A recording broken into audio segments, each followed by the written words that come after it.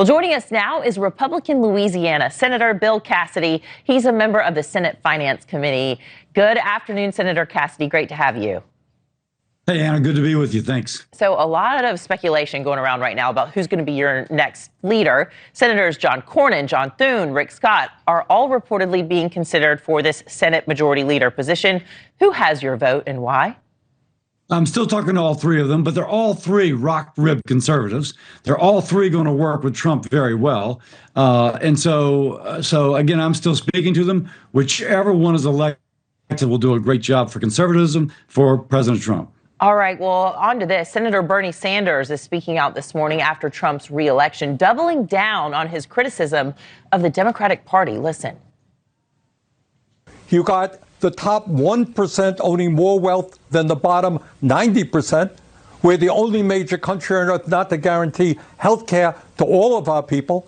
25% of our seniors are trying to live on $15,000 a year or less. We have the highest rate of childhood poverty of almost any major country on earth. And the gap between the people on top and everybody else is getting wider and wider. Senator Sanders is saying that Democrats spent too much time focusing on fringe issues and instead they should have been focusing on how much milk and eggs cost. What's your message to Americans who are worried, though, about a second Trump term? Well, first, the American people pretty significantly want a second Trump term. And what they're reacting to is the last 4 years. They're reacting to a border in which 10 million people came across illegally, in which inflation was such that it greatly outpaced wage growth for most Americans. Now, a lot of what Bernie said, if you just kind of look underneath the hood, is just not true. But that said, one thing that is true is that over the last 4 years, the Biden-Harris inflation increased prices far more than wage growth. What we need to do now is to make sure that wage growth catches up to where the prices went under Biden-Harris.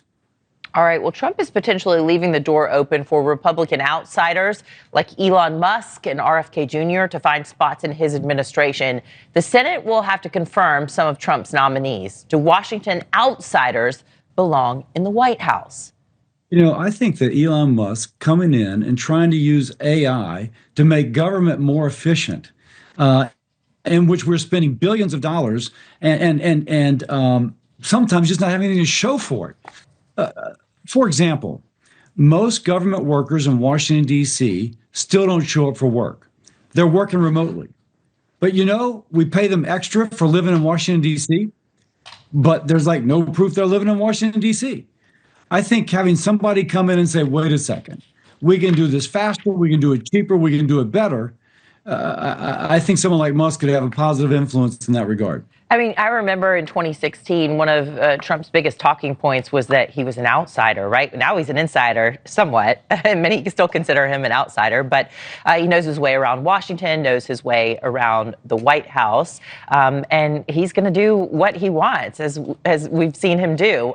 He's reportedly weighing a health care position for RFK Jr. in his cabinet, despite some of his controversial past comments about vaccines and other issues.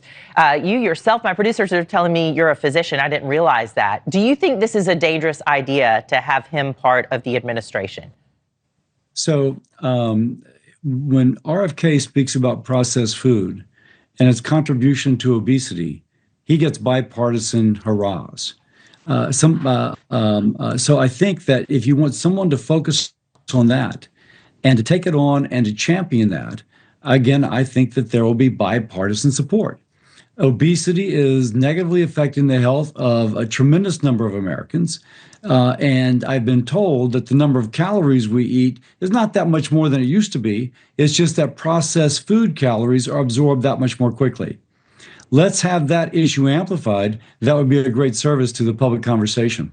Yeah, and look, that's a great point. You know, as a parent, I've got kids in schools, and I see some of the things that they take home as far as food goes. So I can appreciate, without a doubt, taking big food to task, perhaps, and trying to change the American diet, which is a massive cause of his. But what I'm also asking about is his controversial views about vaccinations. How do you feel about that? We'll see if he's nominated. You're asking me to speak about a theoretical, and so we'll just have to see how that occurs. Vaccinations have saved a heck of a lot of lives. I'm old enough to remember when children couldn't go to school for quite some time because of measles, and the older doctors told me that when the measles vaccine came out, they just closed whole hospital wards because no longer were people going blind or going deaf because of mumps or measles. And so, in polio, I used to drive a man to work at LSU who had polio, and he was paralyzed and needed someone to help him full time. I drove him to work, took him into class, and took him home, but he had others to help him the rest of the time. So I don't think RFK's saying don't give people polio vaccines, but we just need to have a fuller discussion on that. Okay. Well, let's move on to this. Nikki Haley and Mike Pompeo both served in Trump's previous administration, but the president-elect has ruled out working with them for a second term. Does anyone who criticized him have a chance on being part of his team? Well, J.D. Vance, I think his line is that he knows that Trump has a great memory because he's always reminded him of the terrible things J.D. said. So the simple answer appears to be yes. And I don't know if Pompeo is saying anything negative about the former president or now the soon-to-be president. Yeah. So the kind of premise of the question, I'm not sure I accept. And I don't know his reasons for not accepting either one of them. But there's other good people out there who would want, say, a position like Secretary of State. Maybe what I should have said, is it just more of a signal that he wants a fresh start? Is that fair? Yeah, that might be. Although he's talked about Bob Lighthizer being his trade representative. I thought Lighthizer did a really good job last time. Lighthizer has written in his book, No Trade is Free, advocating for why don't we tax China for the pollution it's putting into the atmosphere. We spend hundreds of billions to control it. They don't. That lowers their cost of manufacturing. They ship their goods here and we lose the jobs. I actually have a proposal for that. And so if Lighthizer, he's in the past administration, he may be in the future administration. And if so, I've got a bill just lined up for us to work together on. All right. Later in the program, we're going to be talking to an organization that helps veterans with PTSD. It's a sailing organization. They use therapy for them that way. It's beautiful. You sit on the Senate Veterans Affairs Committee. Veterans Day is tomorrow. What's your message for Americans to remember them tomorrow? Oh, my gosh. One, we thank the veterans. Two, if you meet a veteran or you go to church or synagogue or temple and someone, stand up all the veterans, give them a big round of applause, and support the programs that support the veterans. Most veterans adapt to society very well. There's some that don't.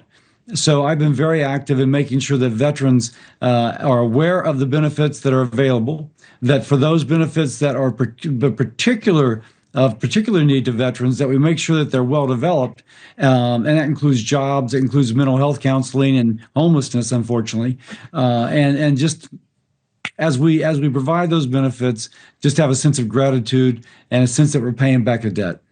Absolutely, and we can't forget about their family members as well. Republican Louisiana Senator Bill Cassidy, thank you so much for joining us. Appreciate it. Have a great day. Thank you.